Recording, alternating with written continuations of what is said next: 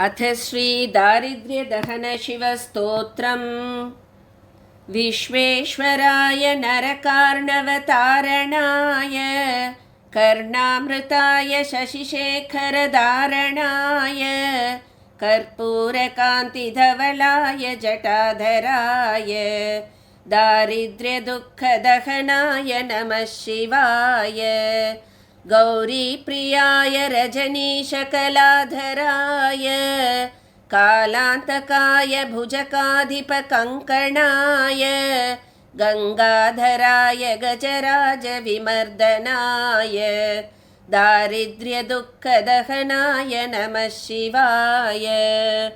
भक्तप्रियाय भवरोगभयापहाय उग्राय दुर्गभवसागरतारणाय ज्योतिर्मयाय गुणनामसुनृत्यकाय दारिद्र्यदुःखदहनाय नमः शिवाय।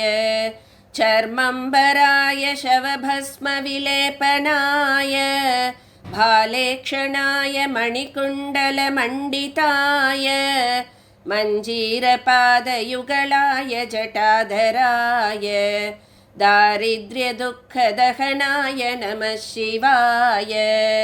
पञ्चाननाय फणिराजविभूषणाय हेमांशुकाय भुवनत्रयमण्डिताय आनन्दभूमिवरदाय तमोमयाय दारिद्र्यदुःखदहनाय नमः शिवाय।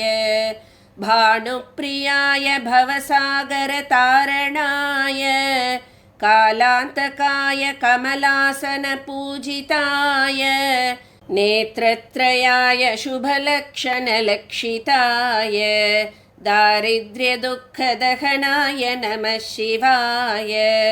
रामप्रियाय रघुनाथवरप्रदाय नागप्रियाय नरकार्णवतारणाय पुण्येषु पुण्यभरिताय सुराचिताय दारिद्र्यदुःखदहनाय नमः शिवाय।